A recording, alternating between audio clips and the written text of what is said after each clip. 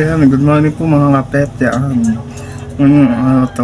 Ipapakita ko po sa inyo yung routine ng ginagawa ko po pagkagising ko po sa mga pet ko. Ayan guys, simulan na natin. Thank you.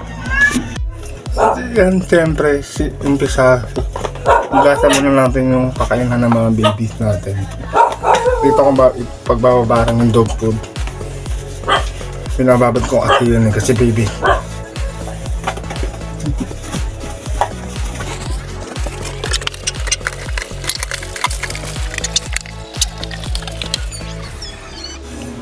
So yun, ito na ang gagawin ko. Magbababad ako ng dog food nila ko and warranty. Dog food po sa pang papi pusa. Dito natin sa ibababad.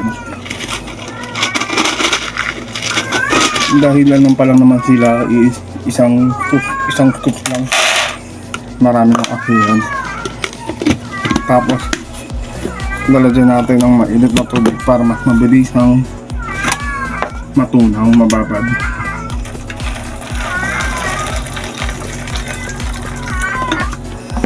Ayan, antayin ko lang siya na matunaw or madurog. Tapos lalagyan ng gatas para pakain sa dalawa natin baby na sila Chloe and Whitey. So iwanan muna natin siya for the minute for the minute ano daw for the meantime. Ayan, iwanan muna natin sa tapos gawin muna natin yung iba natin gagawin ngayong araw na to kasi every pagkagising ko ito talaga yung ginagawa ko sa kanila yung routine. So ngayon binidyo ko para makita nyo po yung everyday na routine na ginagawa ko po.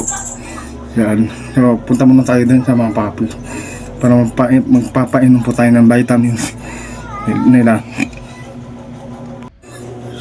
So ayun, ito na nga, mapapainom tayo ng vitamins para sa dalawang babies. So ayun pa rin, tiki-tiki pa rin, inuubos ko lang din.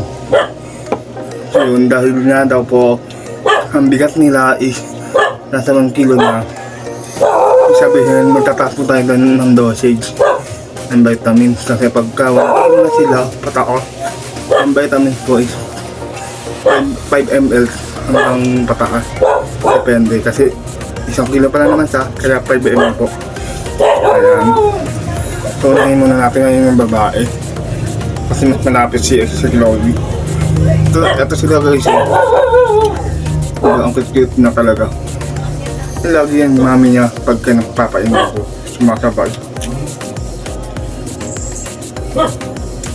Hindi ba?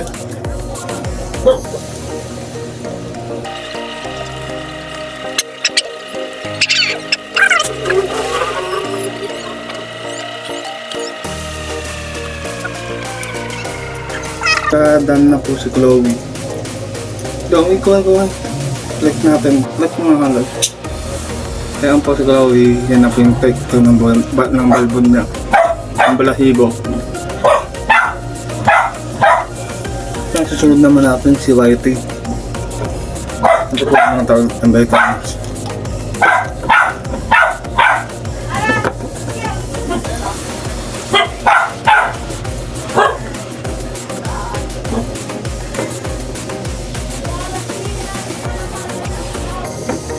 So ganun din dapat, 5 ml din sa dahil 1 kilo sila mahigat. Kasi nga daw po, pag kilo mahigat is 5 ml pa taas. Ayun, kung 1 kilo pa baba, 2 to 3 ml lang po yung vitamins na kailangan na ibigay po sa kanila. Yan again po, natutunan ko lang din po ito ulit sa YouTube po. Sa pagpapanood ko lang po doon sa YouTube, kaya ako natutunan. Ngayon po si Whitey. Ngayon tayo yung balahibo niya. Katisang balbon, grabe. 1 month pa lang po siya, 1 month and 2 days. Yan na po yung balahibo niya. So excited po kung makita yung sura niya pagka 2 months. After 2 months, dispose ko na po sa kuya ko.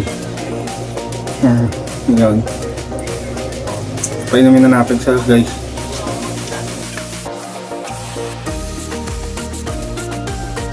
Kasi hindi na sila mahirap painumin dahil medyo malaki na nga po sila.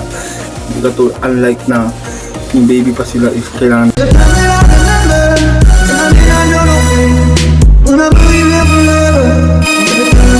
dahan-dahan talaga. Kasi malulunod at saka baka biglang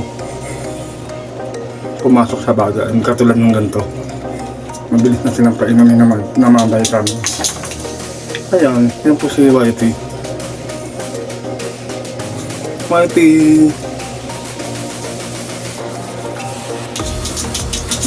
Yan dahil tapos na tayo magpainom ng vitamin nila. Siyempre, yung susunod ko pong gagawin is linisin po yung pinag-ihian o yung pinakabahayan. Pinakabaybahayan po nila. Tagal natin dumi, ihi, yung pipad na madumi. Tapos alcohol na linisin para iwas din sa baho. Malinis na rin po. Ayan. Ito yung sura ng kanilang baybahayan kapag sa umaga. Ayan po. Marami na po talagang ihi tae kasi nga malaki na po talaga sila, 1 month na po. So hindi na maiwasan na dumumi at saka umihi kahit kumakain na lang po talaga sila ng solid food. So yun, tatanggalin ko lang sa linisin.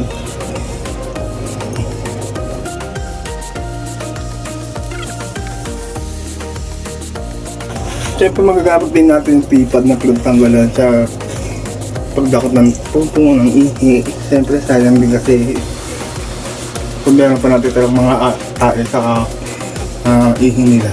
Yun. After nun, siyempre alcohol. Hanapin ko lang ang alcohol.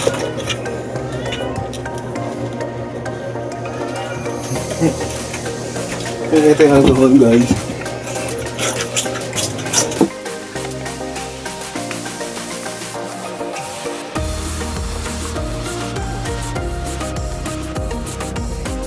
Ito yung bagong pipad. So, ito yung lalagay natin ngayon. Sa nambay bahayan. Dahil madumi na nga. Oo, tayo na panibago. Malinis ito, guys. Yan. Yung onti na lang pala. 5 piraso na lang. Pero kailangan kasi para bukod doon, natatry din natin sila umihi sa tumahi dito sa pipad. Para pagka malaki na, matakbo na, doon lang sa isang area, maghahanap ng pinagpukuan, pinag-ihian. Yun din yung focus na itong pipad. Yun.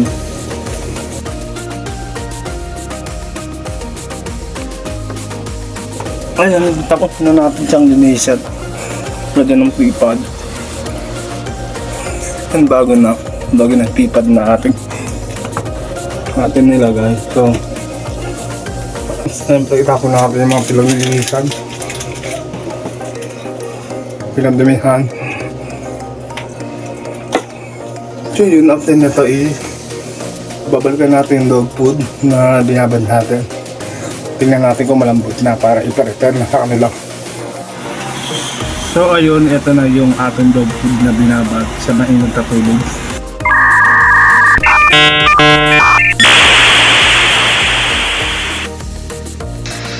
A few moments later.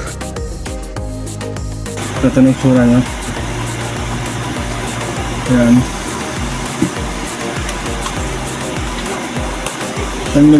Malambot na talaga siya kasi mas mabilis siyang ayun. So dudurugin natin sila. Nadurugin natin itong mga dog food para mas mabilis kainin ng mga tuta. Shout out po, sabi niya ni Tanggol. Tanggol! Tanggol! Tanggol! Tanggol!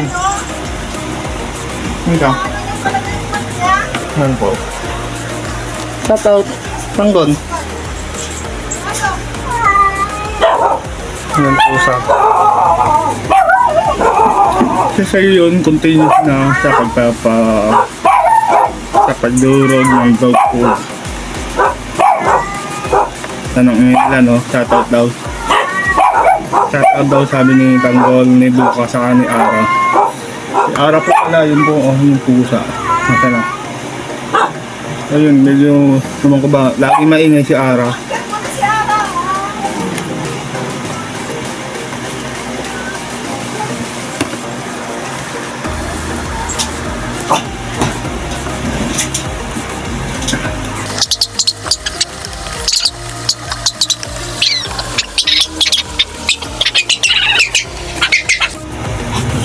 So yun, pagkatapos natin durugin yung dog food, lalagyan natin yung gapas. Para ano, hindi natin siya ng gatas. Para kainin din kasi baby pa nga sila.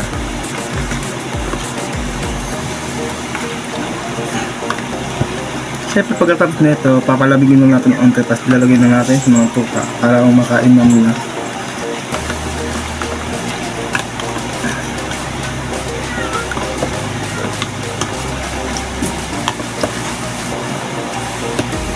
Yun, antay tayo ng ilang minuto. Palamigin natin sila. After nito, lalagyan ko lang din sa mga tuta. A few moments later. So ayun, tapos na natin i-prepare yung mga pagkain nila. Siyempre, katulad ng dalawang puppies, pinapreparean ko rin yung pagkain sila. Sila Tanggol, si Mami Mago, siyempre si Kuya Lucas din yan. At pala nyo na, ito yung sa dalawang. Ayan. Ito yung pagkain nila ngayong araw na ito. Ayan. Ayan, bibigyan na natin isa-isa yung kanilang mga pagkain. Unahin na muna natin si Kuya Lucas. Si Kuya Lucas muna unahin natin.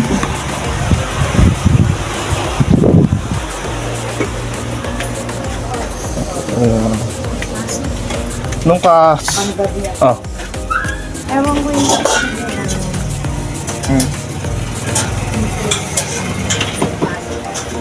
Siyempre, si Tanggol. Ano yung si Tanggol? Tanggol.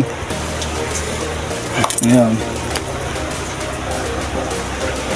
Siyempre, hindi makawala si Mami Margo. Mami Margo. Oh, come.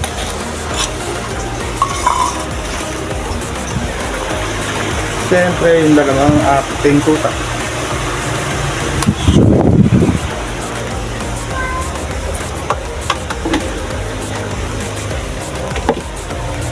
Ayan. Ayan. Ayan. At sa yung mga Margo, oh.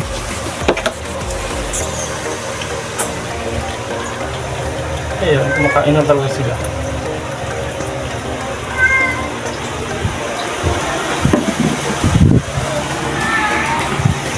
So ayun lang guys, maraming salamat po sa pagpapanood ulit.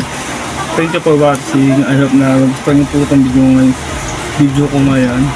Please like, share, comment, and subscribe. Thank you po. Bye bye. Thank you.